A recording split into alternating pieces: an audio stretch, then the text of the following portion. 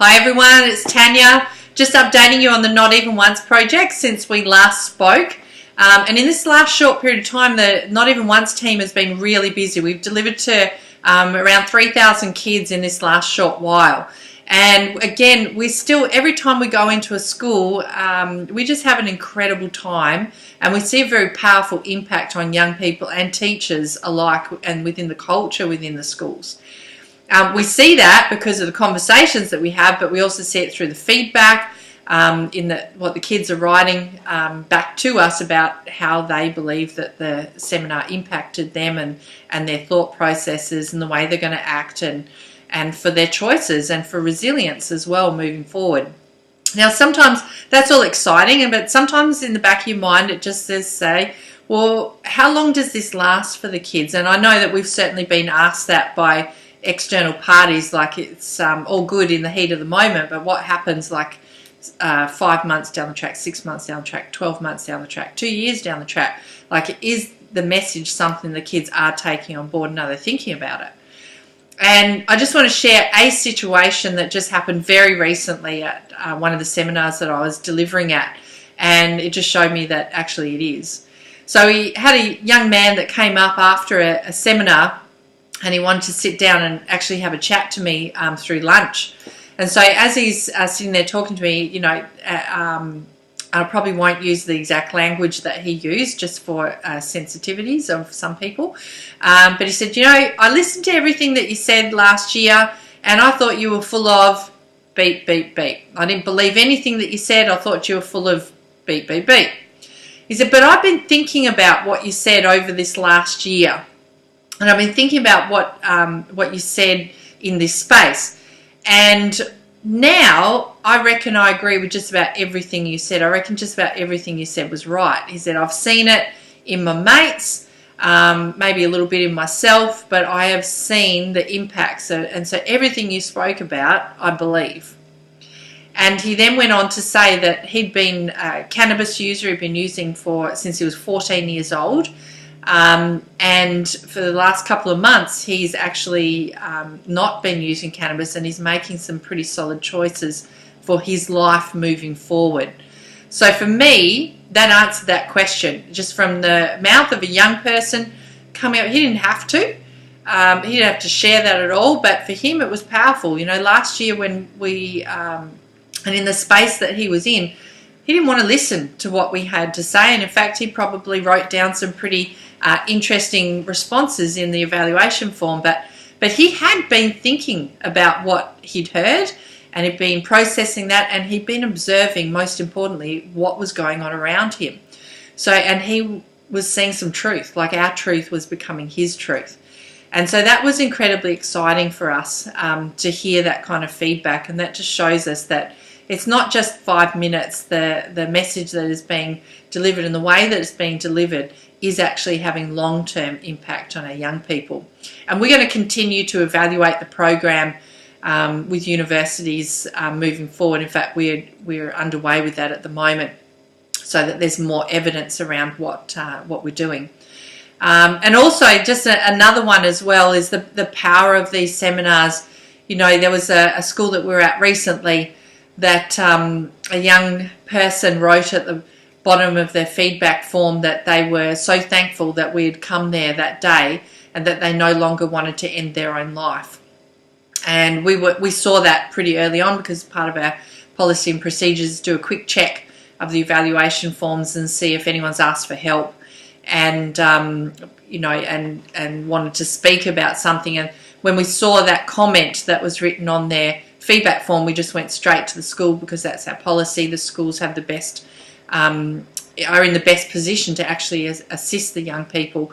And so within 2 hours, that young person was in front of a school psychologist and is actually still doing really well now. But unfortunately, that young person was completely under the radar of the school. They had no idea that what was going on in that young person's life. So when our team went into the school and were able to speak, it resonated with that young person, and they, in putting down their comment, reached out, and then through us being able to see that and get them connected into the school, they were able to get the help that they needed. And that's what this is about. This is about talking to young people about causation issues, talking to them about the reasons why someone may want to go down that path of numbing their pain using substance use, and really giving them some solid strategies in this space as to how to take the next steps, and most importantly, talking to someone is the most important thing they can do. It's still, talk therapies is still the best thing that you can do. And so we really encourage them to have conversations, and they most certainly do. In one school that we were at, spoke to the teacher the next day, and she said, I'm just so blown away with what's happened. This has done exactly what I wanted. It's got the kids talking to us. They're opening up about those that are using, or, not even just substance use, but other things that are going on in their lives that they haven't talked about, and now they're opening up and talking about what's going on, what's impacting them for their mental health, what is challenging them right now, and they are speaking and being open. She said, this is exactly what I wanted. I hope that this would have happened, and it has. It's been exactly what I wanted. So she then went on to say, we're booking for next year so we can keep this going. And so just wrapping up for you on this, it's a very exciting space. As you know, we've been in New South Wales quite extensively here in Tasmania. Next week I'm off to WA for our first sessions being delivered over there. Very soon we'll be in Queensland and also South Australia, and we're also got another, like this last term 4 of school is absolutely chockers with Not Even Once being delivered into schools, because now we're running up to a big gap where young people are going to be out on holidays, and particularly in the culture that we've got in our society, they're going to be faced potentially with some choices in this space. So we want to go and build them up and give them some tools in which to go. So keep watching this space with Not Even Once. If you haven't had this delivered at your school, or it's also available in workplaces and communities. In fact, this month and towards the end of the year, we're actually delivering in some community events for some teachers and parents as well.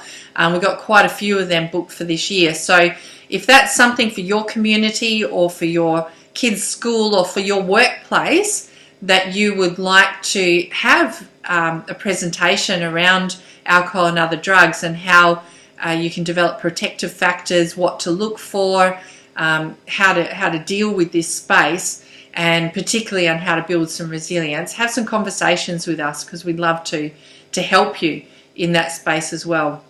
So anyway, everyone, God bless you. You have an awesome week until we speak to you again, and let's just face this culture that our young people are being exposed to, particularly around alcohol.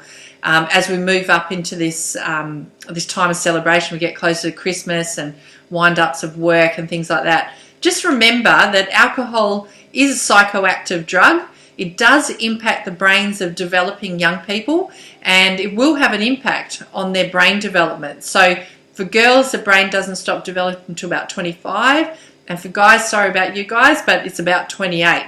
So any drug that you introduce into a developing brain has an impact. And if we're talking alcohol, cannabis, and other drugs as we escalate, they will have a significant impact on our young people's brains. So if you're thinking about just letting your kids have a sip of alcohol or have a glass, or lo and behold, you're even providing alcohol for a leavers party, think twice about that, because you're actually impacting the development of your child's brain.